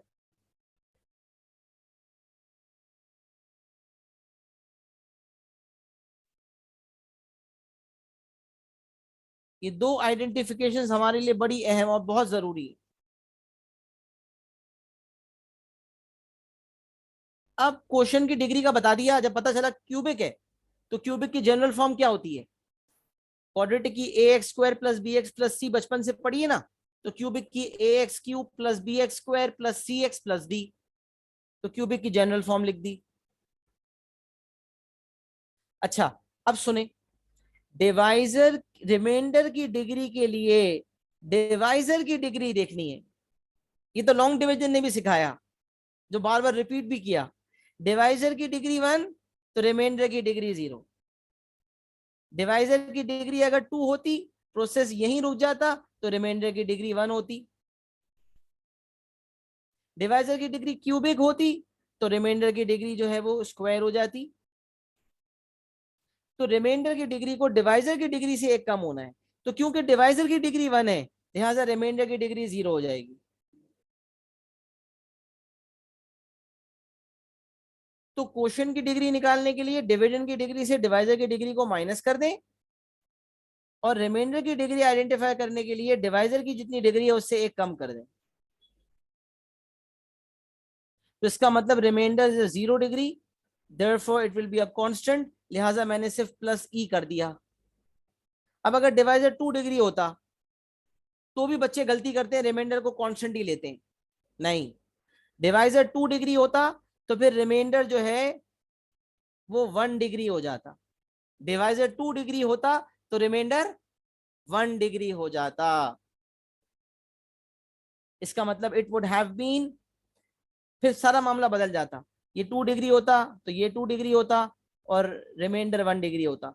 तो फिर यहां हम ये नहीं लिखते, फिर यहां आता a x square plus b x plus c, और फिर क्योंकि रिमाइंडर 1 डिग्री होता तो यहां हम लिखते प्लस डी एक्स प्लस ई।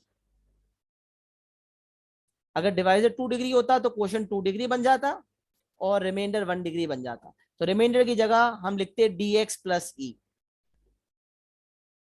ये बात यहां पर नोट फॉर्म में भी लिखी हुई है, degree of remainder is 1 less than degree of divisor.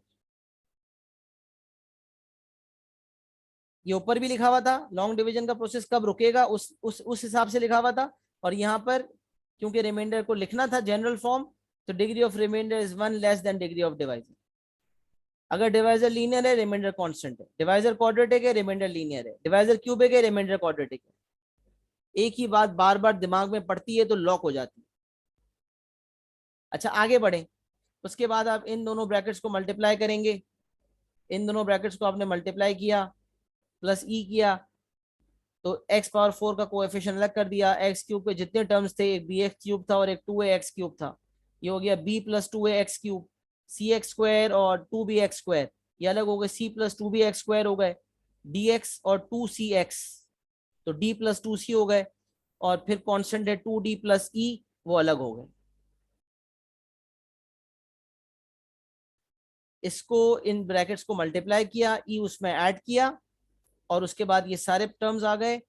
Cube 4 degree को अलग कर दिया, 3 वाले क्यूबिक को अलग कर दिया, एक्स स्क्वायर को अलग कर दिया, एक्स के कोएफिशिएंट्स को अलग कर दिया, और एक्स पावर 0 यानी कि कांस्टेंट्स को अलग कर दिया। फिर कंपेयर कर लिया, एक्स पावर 4 का कोएफिशिएंट 2 है, यहाँ पर ए है, ए इक्वल्स टू 2। एक्स 4 के कंपेयर करके ए आ गया। एक्स क्यूब को कंपेयर किया, b plus 2a is equals to -1, और ए आ चुका था तो 2a की जगह 2 लिख दिया, बी आ गया। फिर एक्स स्क्वायर का कंपेयर किया, c plus 2b is equal to -2, और b की वैल्यू -5 थी, सब्स्टिट्यूट करी तो c आ गया। d plus 2c is equal to 4, c डाला तो d आ गया, और एंड में 2d plus e is equal to -1, d की वैल्यू डाली तो ई आ गया। अब A B C D E आने के बाद आपने क्वेश्चन की जो जनरल फॉर्म ली थी उसमें ए बी सी और डी को सब्स्टिट्यूट करें और क्वेश्चन लिखें। तो ए की जगह 2 लिखें क्योंकि ए की वैल्यू 2 आई है, तो 2x³ हो गया। बी की जगह -5 लिखें तो -5x² हो गया। सी की जगह 8 लिखें तो 8x हो गया। डी की जगह -12 लिखें तो -12 हो गया। और रिमाइंडर को आपने ई को आपने रिमाइंडर माना था, तो जो ई की वैल्यू है वही आपका रिमाइंडर है, लिहाजा रिमाइंडर 23 हो गया। तो जो आपने जनरल फॉर्म ली थी क्वेश्चन की और रिमाइंडर की, उसमें आपने A B C D E की वैल्यू सब्स्टिट्यूट की और आपका क्वेश्चन और रिमाइंडर आ गया। तो ये हो गया आपका तीसरा method for finding the remainder and quotient when division of polynomials is taking place। जब डिवीजन ऑफ पॉलिनोमियल्स हो रही है तो ये तीसरा मेथड है जो आपके कदमों में रख दिया गया और पूरी कोशिश की गई है आपको पूरा समझ आ जाए। नोट्स के साथ ये पूरा आपके सामने मौजूद है, स्क्रीनशॉट भी ले सकते हैं और लिख भी लें, थोड़ा बहुत 1-2 मिनट देता हूं। और एक्नॉलेज जरूर कर दें कि क्या जितना कुछ समझाया है क्या हर चीज अब तक समझ आ गई है।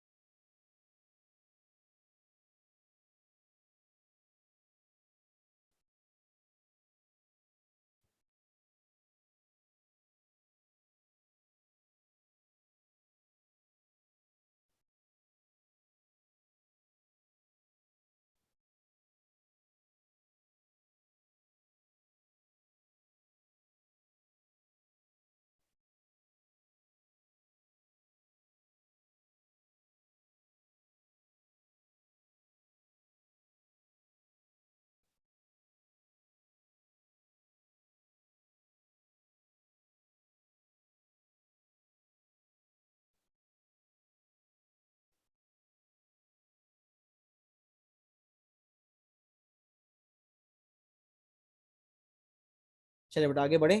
हो गया कॉपी? तो लिख तो नहीं रहा, स्क्रीनशॉट ले लिया होगा यकीनन, सही है, आगे बढ़ते हैं। All right. Next thing that we have to cover is remainder and factor theorem. Remainder and factor theorem जो है वो पॉलिनोमियल्स का पार्ट है। इनफैक्ट जो एडिशनल मैथ्स में टॉपिक्स पढ़ते हैं अक्सर बच्चे उनका उस टॉपिक का नाम, क्योंकि किताब पे भी ये नाम लिखा होता है टॉपिक का भी, रिमाइंडर एंड फैक्टर थ्योरम। तो पॉलिनोमियल्स के अंदर एक पार्ट है रिमाइंडर एंड फैक्टर थ्योरम। तो आइए इस चीज को समझते हैं। If a polynomial fx is divided by a linear divisor x minus a, the remainder is fa। अब इस बात को जरा समझे। अगर एक पॉलिनोमियल, अच्छा पॉलिनोमियल को आप fx कह लो, px कह लो, कुछ भी कह सकते हो, gx कह लो, hx कह लो, जैसे फंक्शंस में कुछ भी नाम दिया जाता था ना, वैसे पॉलिनोमियल को भी कोई भी नाम दिया जा सकता है। If a polynomial fx is divided by a linear divisor x minus a, the remainder is fa। अब सुने, अगर एक पॉलिनोमियल को एक डिवाइजर से डिवाइड किया जाए, यानी कि डिविडेंड को डिवाइजर से डिवाइड किया जाए और आपको क्वोशंट और रिमाइंडर दोनों मांगा जाए, तो आप तीन में से कोई एक मेथड का इस्तेमाल करते हैं। लेकिन अगर डिवाइजर लीनियर नहीं है तो फिर तो आप दो मेथड इस्तेमाल करेंगे, या लॉन्ग डिवीजन या कंपेयरिंग कोएफिशिएंट्स। लेकिन अगर आपको लीनियर डिवाइजर दिया जाए और आपसे क्वोशंट ना मांगा जाए, सिर्फ और सिर्फ रिमाइंडर मांगा जाए, तो फिर रिमाइंडर थ्योरम लग सकता है। तो पहली बात, रिमाइंडर एंड फैक्टर थ्योरम लगने के लिए जरूरी यह है कि आपका डिवाइजर लीनियर हो और सिर्फ रिमाइंडर मांगा गया हो। तो अगर आपसे रिमाइंडर मांगा गया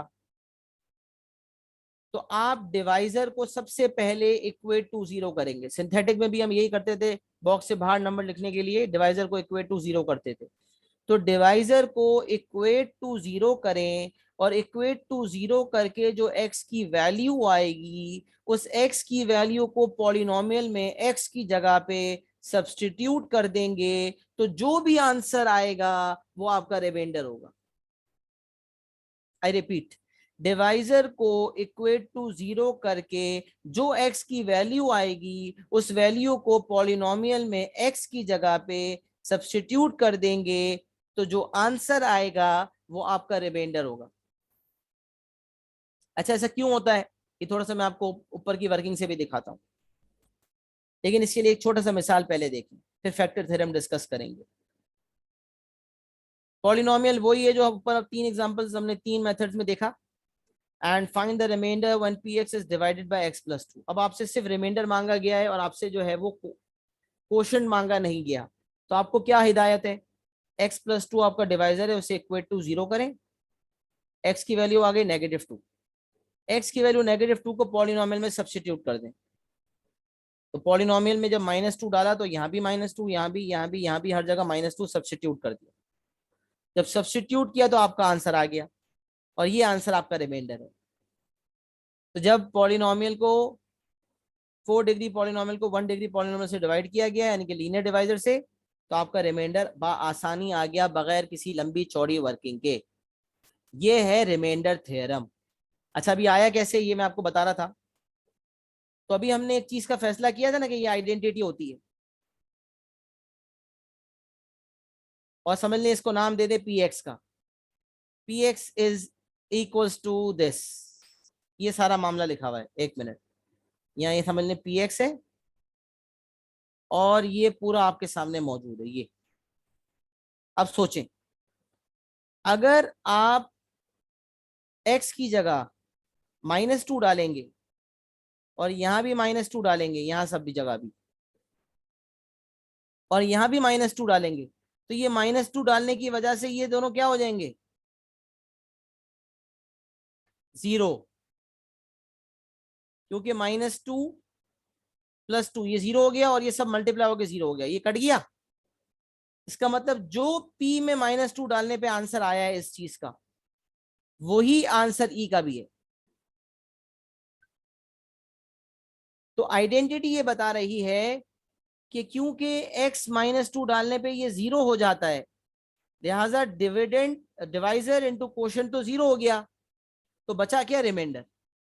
तो इसीलिए पॉलिनोमियल में नंबर डायरेक्टली डालने पर हमारे पास रिमाइंडर आ जाता है। तो ये जो ऊपर आइडेंटिटी है जिसको याद करने के बाद ही हम कंपेयरिंग मेथड लगा सकते हैं, उस आइडेंटिटी से भी ये बात साबित हो रही है। तो ये एक बात बताने की हद तक है, पूछा कहीं भी नहीं जाता, लेकिन आपको एक बात नॉलेज के लिए बता दी गई कि ये क्या मामला है, किस तरह डायरेक्ट रिमाइंडर आ रहा है। ये उस आइडेंटिटी की वजह से है जो आपको सिखाई गई। अच्छा, रिमाइंडर थ्योरम सिंपल कह रहा है, रिमाइंडर थ्योरम कह रहा है अगर डिवाइजर लीनियर है और पॉलिनोमियल को लीनियर डिवाइजर से डिवाइड किया जा रहा है, डायरेक्ट रिमाइंडर आ सकता है। What is factor theorem? Factor theorem कहता है कि अगर एक पॉलिनोमियल को लीनियर डिवाइजर से डिवाइड किया जाए और रिमाइंडर 0 आ जाए, दैट इज x - a को इक्वल टू 0 करने के बाद जो x इक्वल टू a आया है उसे अगर पॉलिनोमियल में डाला जाए और आंसर 0 आ जाए, तो इसका मतलब रिमाइंडर 0 है। और जब रिमाइंडर 0 है ना, तो इसका मतलब ये जो लीनियर डिवाइजर x - a है ना, ये कोई नॉर्मल डिवाइजर नहीं है बल्कि फैक्टर है। तो फैक्टर थ्योरम कह रहा है कि अगर सब्स्टिट्यूशन करने पे कोई नंबर ना आए बल्कि 0 आ जाए, कोई नॉन जीरो नंबर ना आए बल्कि 0 आ जाए, 0 भी नंबर ही है, कोई नॉन जीरो नंबर ना आए बल्कि 0 आ जाए, तो इसका मतलब वो जो डिवाइजर है वो फैक्टर है। और ये यहाँ लिखा हुआ है, if a polynomial is divided bye a linear divisor x - a and the remainder is 0, that is fa equals 0, then x - a is a factor of the polynomial fx। इसका मतलब x - a जो है वो polynomial का factor है। ये हो गया रिमाइंडर एंड फैक्टर थ्योरम की एक मिसाल। अब जरा सुने, इसकी बेसिस पर रिमाइंडर फैक्टर थ्योरम का सवाल आता किस तरह से है, उसके लिए एक पास पेपर का सवाल देखते हैं। तो जरा इसको फोकस करके देखें। The polynomial 2x cube plus 5x square plus ax plus b, where a and b are constants, is denoted by px. Polynomial का नाम दिया हुआ है px. It is given that 2x plus 1 is a factor of px. 2x plus 1 is a factor of px, and that when px is divided by x plus 2, the remainder is 9. और जब px को divided by x plus 2 किया जाए तो reminder क्या है, 9. Find the values of a and b. अब सुने, जैसे ही उसने कहा कि 2x plus 1 factor of px है, तो मैंने कहा अच्छा 2x प्लस 1 को इक्वल टू 0 करके x की वैल्यू निकाल ली, और पता चला कि अच्छा जब ये वैल्यू माइनस हाफ पॉलिनोमियल में डाली जाएगी ना, तो रिमाइंडर 0 आएगा. फैक्टर थ्योरम ने क्या सिखाया कि अगर ये फैक्टर है, इसका मतलब रिमाइंडर 0 आएगा. तो इसका मतलब जब मैं x की वैल्यू नेगेटिव हाफ को पॉलिनोमियल में डालूंगा तो मेरा आंसर 0 आएगा. जैसे ही मैंने ये चीज आइडेंटिफाई की, मैंने लिख दी पॉलिनोमियल में माइनस हाफ डालने पे 0 आएगा, लिख दिया मैंने. फिर आगे पढ़ा, जब पॉलिनोमियल को x प्लस 2 से डिवाइड किया तो रिमाइंडर 9 आ गया. तो फौरन आइडेंटिफाई किया कि x प्लस 2 को जब इक्वल टू 0 करके x नेगेटिव 2 आएगा, तो अगर नेगेटिव 2 को मैं पॉलिनोमियल में डाल दूंगा तो इसका मतलब मेरा आंसर 9 आएगा. तो ये बात भी लिख दी. पॉलिनोमियल में -2 डालने पर 9 आएगा, तो पॉलिनोमियल में माइनस हाफ डालने पे 0 आएगा, क्योंकि ये फैक्टर है 2x प्लस 1, और पॉलिनोमियल में -2 डालने पे जो है वो रिमाइंडर 9 आएगा. जब ये दो बातें लिखी तो अब इसकी एप्लीकेशन करेंगे तो दो इक्वेशंस बनेंगे, साइमल्टेनियस सॉल्व होंगे और आंसर आ जाएगा. तो पॉलिनोमियल आपके सामने मौजूद है. इस पूरे पॉलिनोमियल में माइनस हाफ डाला, यहाँ भी माइनस हाफ, यहाँ भी देख सकते हैं आप. और माइनस हाफ डालने पर एक फ्रैक्शन वाला इक्वेशन बना, उसमें एलसीएम 4 लिया, सिंप्लीफिकेशन की, 4 क्रॉस मल्टीप्लाई हुआ, और फाइनल आपका सिंप्लीफाइड फॉर्म में जो इक्वेशन बना, that is a equals to 2 plus 2b. ये सिंप्लीफाइड फॉर्म में आपका इक्वेशन बन गया 2 प्लस 2b. अच्छा, अब 2 प्लस 2b आपका जो है वो इक्वेशन है, एक हो गया. अब दूसरे इक्वेशन के लिए आपने पॉलिनोमियल -2 डाला, तो ये पॉलिनोमियल है, इसमें -2 डालें, यहाँ भी, यहाँ भी, यहाँ भी. ये सब्स्टिट्यूशन की इक्वल्स टू 9 किया. दूसरा इक्वेशन आपके कदमों में हाजिर है. इस वाले इक्वेशन को साइमल्टेनियस सॉल्व किया. b 5 प्लस 2a में a की जगह 2 प्लस 2b डाल दिया, नहीं, a प्लस 2b में b की जगह पे 5 प्लस 2a डाल दिया, और यहां से a की वैल्यू आ गई -4. a की वैल्यू यहां डाली तो b आ गया -3. and we are successfully able to find the values of a and the values of a and b, the value of a and the value of b. मुझे बताएं, क्या reminder and factor theorem का ये जो सवाल आया था, क्या इसकी एप्लीकेशन सबको क्लियर है? पार्ट नंबर 1 तक सबको वाजे और सबको क्लियर है?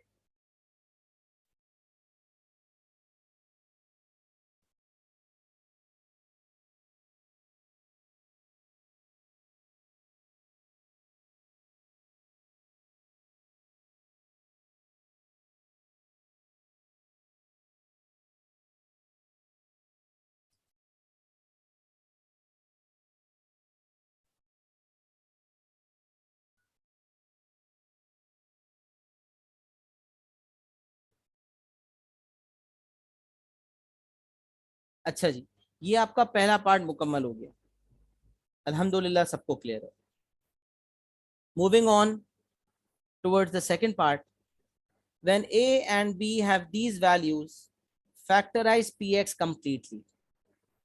एक बात हमेशा याद रखें, कुछ बच्चे सॉल्व में और फैक्टराइज में कंफ्यूज्ड रहते हैं. सॉल्व जब करना हो तो वैल्यूज ऑफ एक्स देते हैं, जैसे x इक्वल टू 1 2, कुछ x की वैल्यूज देते हैं, और जब फैक्टराइज करना हो तो फैक्टर्स देते हैं, जैसे x-1, x-2, x-3। तो एक्सप्रेशंस फैक्टराइज होते हैं, इक्वेशंस सॉल्व होते हैं। इक्वेशंस सॉल्व करके x की वैल्यूज आती हैं, एक्सप्रेशंस फैक्टराइज होके फैक्टर्स आते हैं। कुछ लोगों में एक उलझन सी होती है, कीड़ा कह लें उनमें, कि वो इक्वल टू 0 खुद से लगाते हैं और x की वैल्यूज दे देते हैं। जब तक x की वैल्यूज ना दें उनको सुकून नहीं मिलता। तो भाई ऐसा ना करें, बिला वजह अपने मार्क्स को ना गंवाएं। फैक्टराइज है, फैक्टर्स देने हैं। अब सुने, क्यूबिक पॉलिनोमियल है, उसको फैक्टराइज करना है, इसका मतलब आपको फैक्टर्स फाइंड करने हैं। अच्छा, फैक्टर्स में याद रखेंगे कि क्यूबिक के मैक्सिमम 3 लीनियर हो सकते हैं फैक्टर्स, 3 लीनियर फैक्टर्स।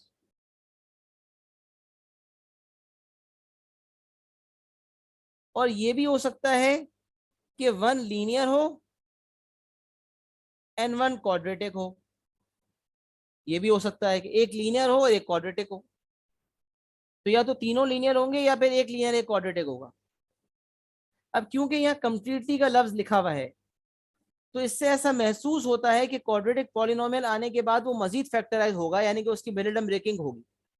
अगर किसी क्वाड्रेटिक पॉलिनोमियल की, यानी कि जो क्वोशंट आया है वो क्वाड्रेटिक है और वो फैक्टराइज नहीं हो रहा, उसकी मिडिल ब्रेकिंग नहीं हो रही, तो इसका मतलब फिर एक लीनियर और एक क्वाड्रेटिक फैक्टर होगा, वही हमारा आंसर होगा।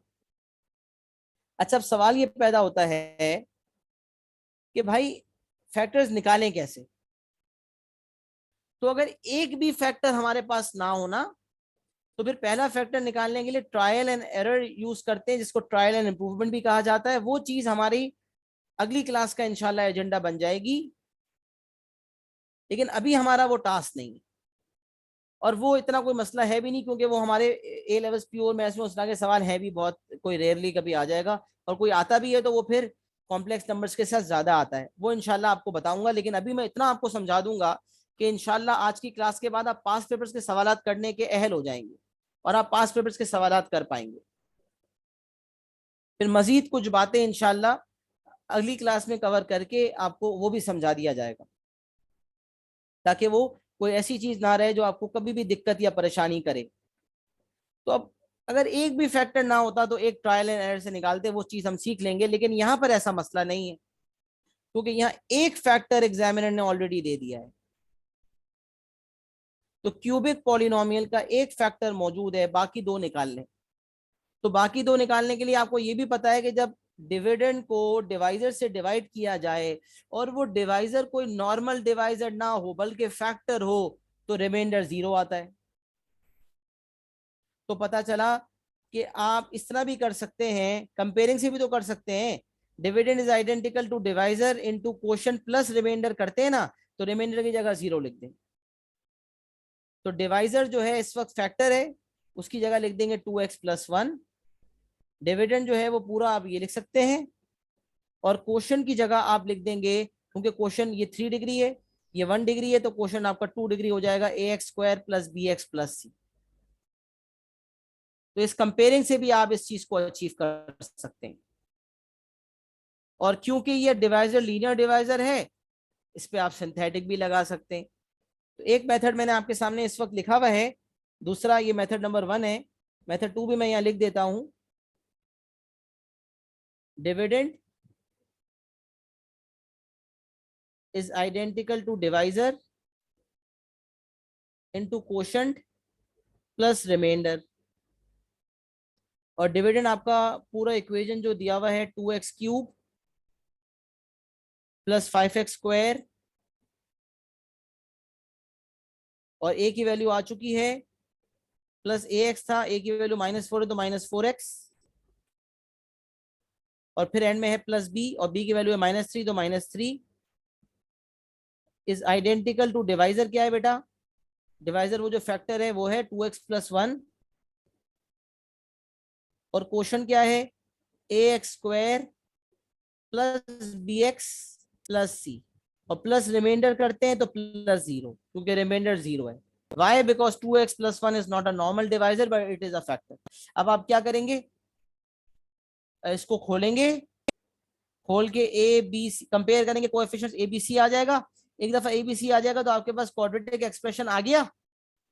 उस क्वाड्रेटिक को मजीद फैक्टराइज करके मिडिल टर्म ब्रेकिंग करेंगे और इसको दो फैक्टर्स में तब्दील कर देंगे, तो एक फैक्टर यहां से आ गया और दो फैक्टर्स यहां से आ गए, मिला के तीन फैक्टर्स हो गए।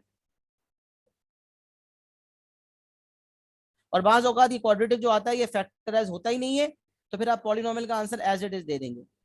लेकिन यहाँ पॉलिनोमियल का आंसर क्योंकि तीन फैक्टर्स की फॉर्म में आप दे रहे हैं, अगर ये फैक्टराइज ना होता तो फिर आप पॉलिनोमियल का आंसर एक लीनियर और एक क्वाड्रेटिक की फॉर्म में दे देते। ये है मेथड नंबर 2, जिससे आप करना चाहें तो कर सकते हैं। क्योंकि डिवाइजर लीनियर है तो मेथड 1 बहुत क्विक होता है कंपेयरिंग में, फिर टाइम ज्यादा लगता है। लेकिन फिर एक बात भी लिखी, बी वेयर, मोहतात, क्योंकि जो डिवाइजर है उसमें एक्स का कोएफिशिएंट 1 नहीं है, एक्स का कोएफिशिएंट 1 नहीं है बल्कि 2 है।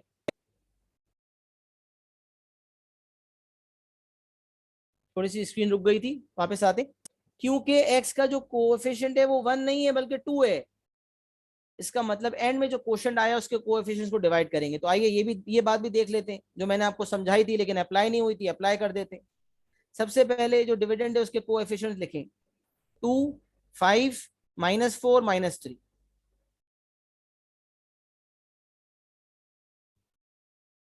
X power 3, x power 2, x power 1, x power 0।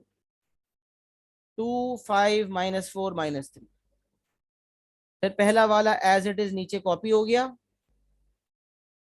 और जो नीचे कॉपी होता है, अच्छा जो डिवाइजर है वो 2x+1 है, उसे इक्वेट टू 0 किया। डिवाइजर 2x+1 है, उससे इक्वेट टू 0 किया, तो x -½ आ गया, इसको बाहर लिख दिया, बाहर लिख दिया। 2 को कॉपी किया, -½ को 2 से मल्टीप्लाई किया तो -1 आ गया। फिर 5 - 1 4 आ गया, -½ से मल्टीप्लाई किया -2 आ गया, ऐड किया -6 आ गया, मल्टीप्लाई किया 3 आ गया। एंड में 0 आना चाहिए, क्योंकि आप तो डिवाइजर से डिवाइड कर, आप तो फैक्टर से डिवाइड कर रहे हैं, डिवाइजर तो फैक्टर है, लिहाजा रिमाइंडर 0 आएगा। अब आप देख सकते हैं 2, 4, -6 आ रहा है। अगर कोई क्वेश्चन डायरेक्ट दे देता है इस स्टेज पर, डिविडेंड 3 डिग्री था, डिवाइजर 1 डिग्री था, तो क्वेश्चन 2 डिग्री होगा। लेकिन अगर कोई डायरेक्ट दे देता है 2x² + 4x - 6, तो क्वेश्चन गलत हो जाएगा। तो तरीका क्या है कि इसको 2 से डिवाइड करें, जो डिवाइजर में x का कोएफिशिएंट था उससे डिवाइड करें, तो ये हो गया 1, ये हो गया 2 और ये हो गया -3। ये आपके क्वेश्चन के कोएफिशिएंट्स है। ये चीज भूल गए तो मार्क कटेंगे। तो क्वेश्चन x² + 2x - 3, इसको फॉलो करते हुए x² + 2x - 3। अब क्वेश्चन देखें, सिंथेटिक से बहुत जल्दी आ गया। एक दफा क्वेश्चन आ गया, मिडिल टर्म ब्रेकिंग की, और दो फैक्टर्स आ गए। दो फैक्टर्स ये हो गए और एक फैक्टर ऑलरेडी था। तो आंसर में क्योंकि इसने लिखा है फैक्टराइज कंप्लीटली, सारे फैक्टर्स एक साथ लिखेंगे, लिहाजा पी एक्स इक्वल्स टू वो वाला फैक्टर जो पहले से मौजूद था और दो मजीद जो हमने निकाल दी। ये आपका पॉलिनोमियल्स के पास पेपर्स का पहला सवाल भी है और रिमाइंडर एंड फैक्टर थ्योरम की एप्लीकेशन भी है। इस पूरे सवाल का आप स्क्रीनशॉट ले लें और एक्नॉलेज कर दें कि क्या आपको बात समझ आ गई। कोई ऐसी चीज तो नहीं है जो किसी को डिस्कस करनी हो या किसी को पूछनी हो।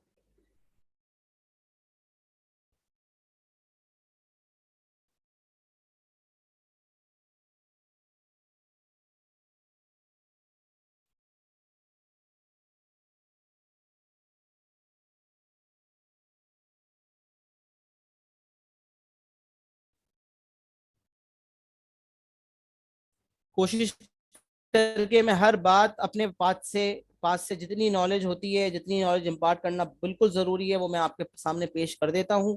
फिर भी किसी को किसी बात पे कोई कंफ्यूजन या कोई डाउट हो या कोई बात बताना मेरे जहन से निकल गई हो तो वो आप पूछेंगे तो इंशाल्लाह मुझे याद आ जाएगा और मैं आपको बता दूंगा। कोशिश यही होती है कि आपको हर चीज प्रॉपर समझा दी जाए ताकि आपके जहन में सवाल आने भी वाला हो तो वो क्लियर हो जाए।